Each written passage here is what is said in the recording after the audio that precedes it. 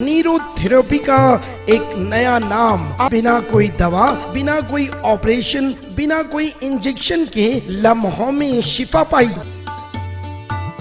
सच news के खबरनामे में आप सबका इस्तकबाल है। आज की सबसे बड़ी खबर दिल्ली से आ रही है, जहां पर भूकंप से फिर हिली दिल्ली के इलाकों में लगे झटके। दिल्ली में एक बार फिर से भूकंप के झटके महसूस किए गए हैं। शनिवार दोपहर 3:36 पर ये झटके महसूस किए गए हैं। रिक्टर स्केल पर भूकंप की स्पीड 2.6 बताई गई है। इससे पहले 6 नवंबर को भी दिल्ली एनसीआर में भूकंप के तेज झटके महसूस किए गए थे। दिल्ली के अलावा उत्तराखंड के पिथौरागढ़ जिले में भी भूकंप के झटके महसूस किए गए थे। ऐसे में मॉडल टाउन, नरेला, अलीपुर समेत आसपास के कई इलाकों में भूकंप के तेज झटके महसूस किए गए हैं। भूकंप आने के बाद दिवाली की तैयारियों में जुटे लोगों में दहशत का माहौल हो गया और सभी लोग अपने अपने घरों से बाहर निकल आए। फिलहाल किसी तरह की जान माल का नुकसान की जानकारी की खबर नहीं आ रही है।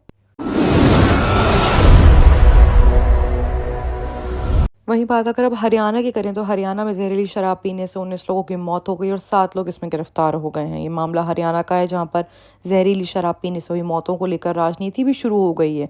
अपोजिशन दलों ने मौतों पर मनोहर लाल खट्टर सरकार की आलोचना की है।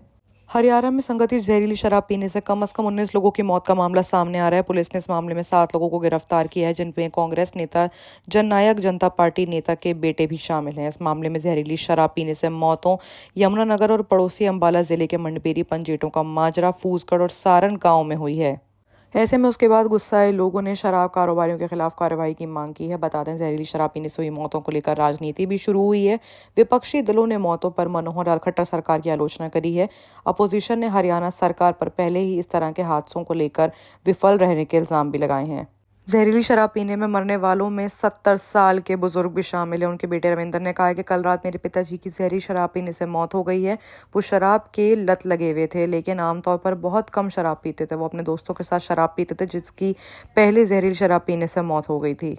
अंबाला पुलिस ने एक बंद फैक्ट्री में बनी नकली शराब की 200 पेटियां भी जब्त की और गिरफ्तार लोगों को यमुनानगर में की गई पुलिस चौकी में भर्ती कर लिया है। पुलिस ने 14 खाली ड्रम और शराब बनाने से इस्तेमाल की जाने वाली इंग्रेडिएंट्स भी जब्त कर लिए हैं। पुलिस आरोपी समय रेखा और सहयोगियों की जांच कर रहे हैं। मामले की जांच के लिए यमुनानगर पुलिस के विशेष जांच दल SIT का गठन किया गया है।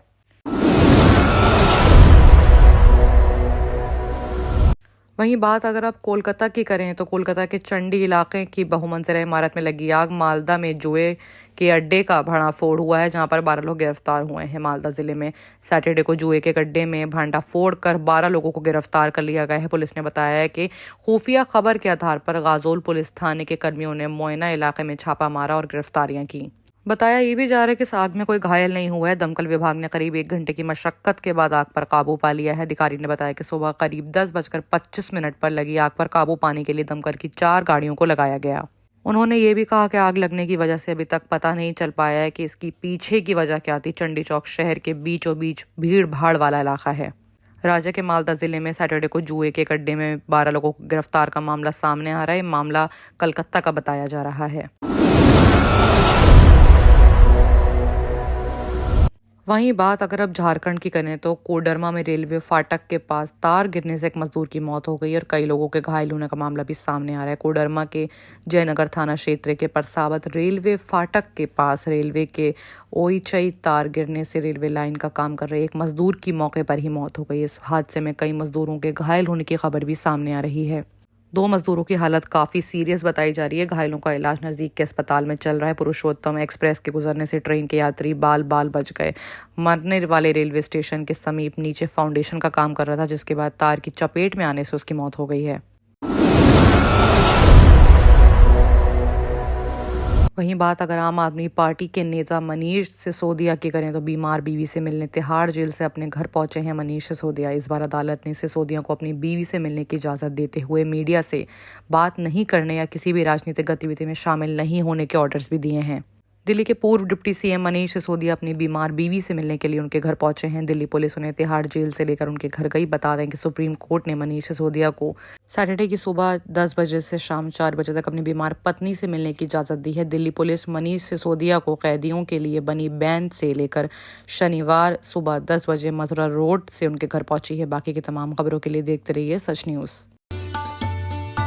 अल्हम्दुलिल्लाह। किसी भी तरह का दर्द रखने वालों के लिए खुशखबरी, खुशखबरी, खुशखबरी। मर्द व खवातीन, बच्चे, बड़े या फिर पुराना दर्द जैसे शोल्डर का दर्द, कमर का दर्द, घुटनों का दर्द, गर्दन का दर्द, कोहनी का दर्द या जिस्म के किसी भी हिस्से में नया और पुराना दर्द हो तो आज अभी तशरीफ लाइए। एक बार आजमाए शर्त है। अपने तजुर्बे की बिसात पर मोहम्मद मुश्ताक साहब आज तक अल्हम्दुलिल्लाह हजारों मरीजों को शिफायाब कर चुके हैं अल्लाह के फजल से। तशरीफ लाइए। न्यूरोथेरेपी का एक नया नाम, बिना कोई दवा, बिना कोई ऑपरेशन, बिना कोई इंजेक्शन के लम्हों में शिफा पाई। मज़ीद तफसीलात के लिए हमारा पता है Shastripuram road, opposite HKGN furniture. Contact कीजिए 7995273604।